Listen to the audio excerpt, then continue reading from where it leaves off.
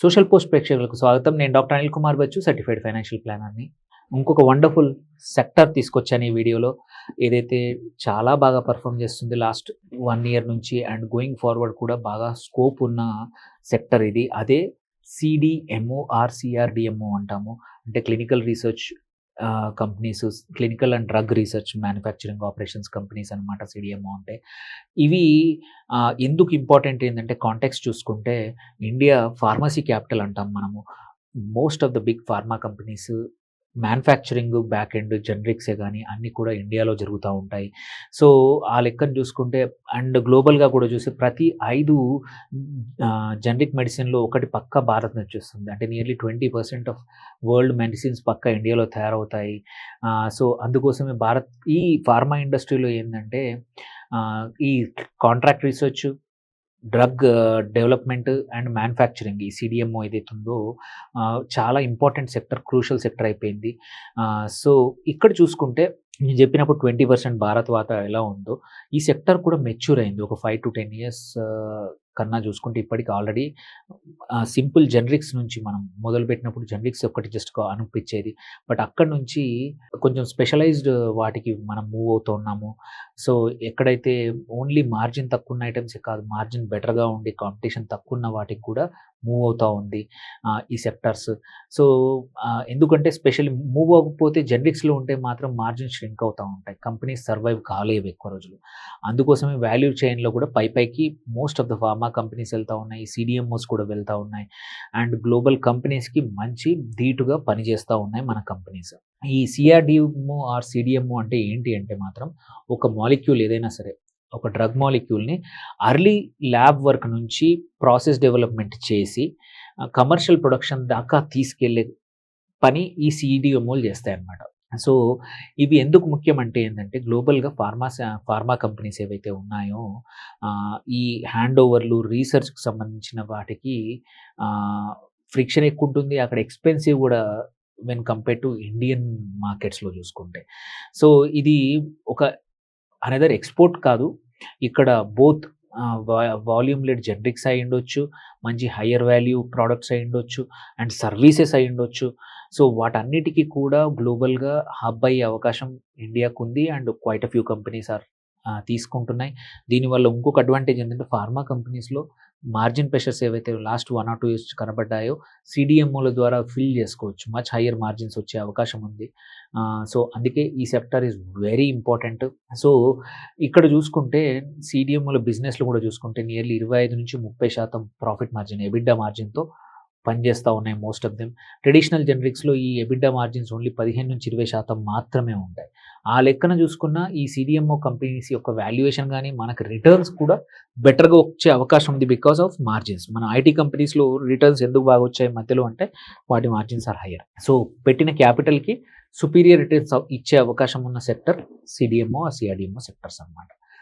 ఇందులో కూడా ఎట్లా డివైడ్ అయిందో చూద్దాం. ఈ సెక్టర్‌ని చూద్దాం.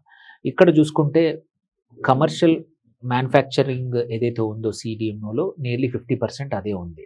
అంటే 56.1% మ్యానుఫ్యాక్చరింగ్ సెగ్మెంట్‌లోనే సీడీఎంఓలో ఉన్న కంపెనీస్.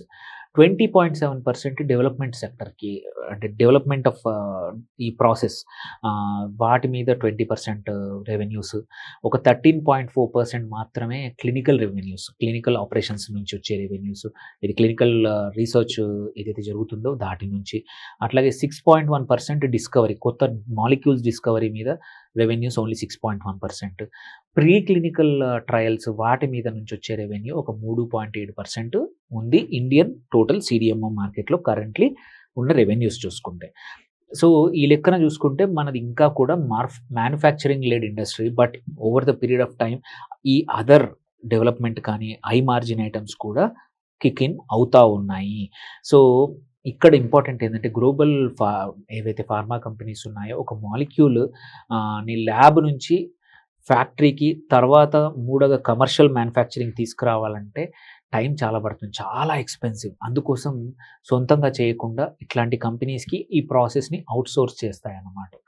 సో, దీంతో ఏందంటే వాళ్ళ రిస్క్ తగ్గుతుంది, కాస్ట్ తగ్గుతుంది వాళ్ళకి. 2 తగ్గుతాయి.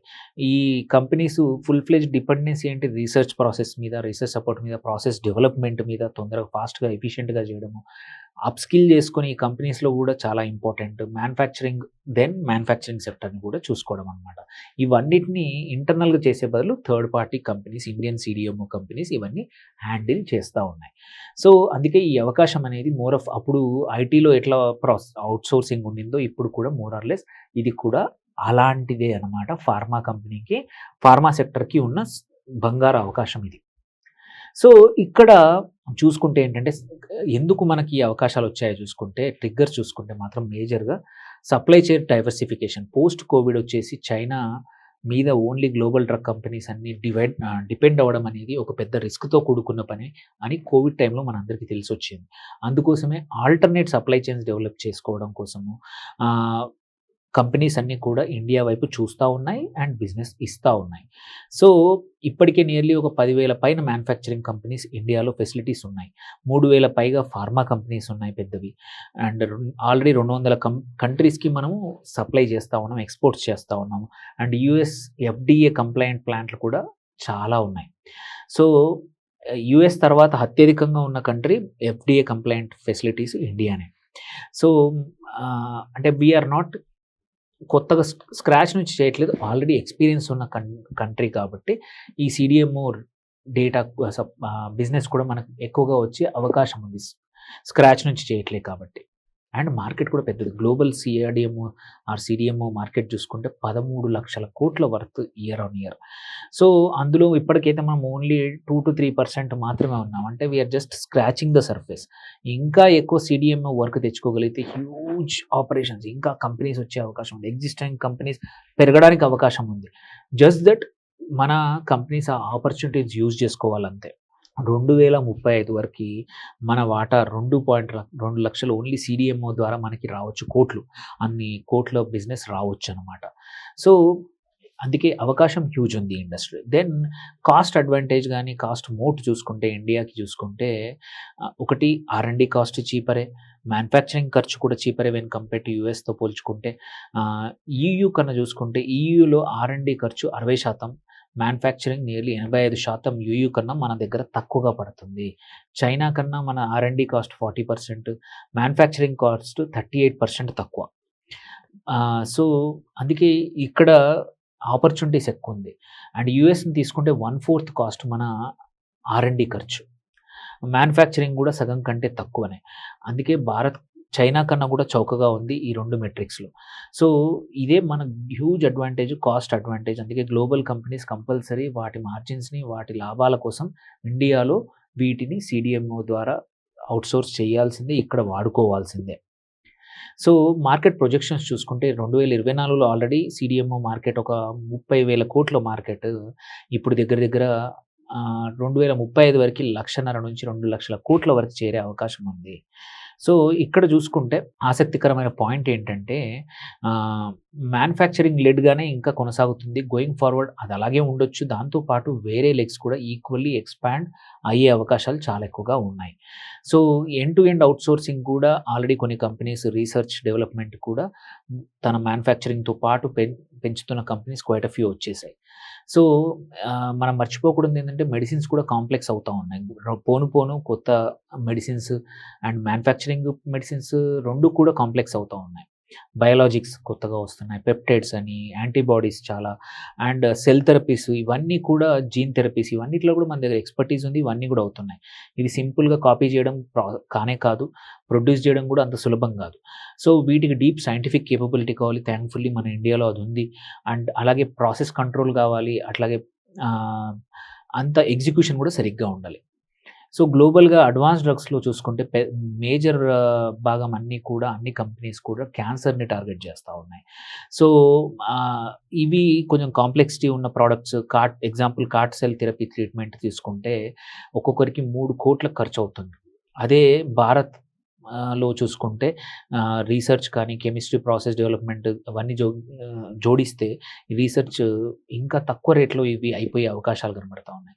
సో, ఇవి ఈ కంపెనీస్ సీడీఎంఓ ఉన్న బెనిఫిట్స్ కానీ, ఆపర్చునిటీస్ చూపిస్తుంటే ఇందులో 1, 2 కంపెనీస్ చాలా బాగున్నాయి. మీ సొంత అనాలిసిస్ కానీ, మీ ఫైనాన్షియల్ అడ్వైజర్‌తో మాట్లాడండి. వీటిని కూడా అలొకేషన్ ఇవ్వండి. కాకపోతే ఏంటంటే కొన్ని రిస్క్స్ కూడా ఉన్నాయి. రిస్క్స్ చూసుకుంటే మాత్రం కాన్సంట్రేషన్ రిస్క్ కొన్ని సీడీఓ కంపెనీస్ ఏంటంటే 1, 2 సెక్టర్‌లకి మొత్తం ఫుల్ ఇచ్చేసి ఇబ్బంది పడే అవకాశం ఒక థెరపీకో, ఒక సెక్టర్‌కి. సో, ఆ companies which are more than 1 కొంచెం డైవర్సిఫైడ్ బిజినెస్ మోడల్ స్ట్రాంగ్ ఉన్న వాటికి చేసుకోండి. ఎగ్జిక్యూషన్ బాగా ఉన్న కంపెనీస్‌కి మీరు సెర్చ్ చేయండి. అది కూడా ఒక పెద్ద ఛాలెంజ్. అట్లాగే ప్రాజెక్ట్ వోలటిలిటీ కొన్ని కంపెనీస్ రెగ్యులర్‌గా తెచ్చుకోగలుగుతున్నాయి. కొన్ని తెచ్చుకోవట్లేదు. చూడండి కొన్ని కంపెనీస్ ఏవున్నాయో. ఇవి చూసుకుంటే మాత్రం మీకు ఇందులోంచి మంచి కంపెనీస్ ఫిల్టర్ ఔట్ చేసుకొని వాటిలో ఈ సీడీఎంఓ సెక్టార్‌లో కూడా మీరు మంచి లాభాలు పొందొచ్చు. ఇట్ విల్ బి ఒక వండర్‌ఫుల్ బ్లాక్ బస్టర్ సెక్టర్ కాబోతోంది. మీరు కూడా దీంట్లో నుంచి మంచి స్టాక్స్ పిక్ చేసుకోండి. ఈ వీడియోని నలుగురికి షేర్ చేయండి. Thank you for watching.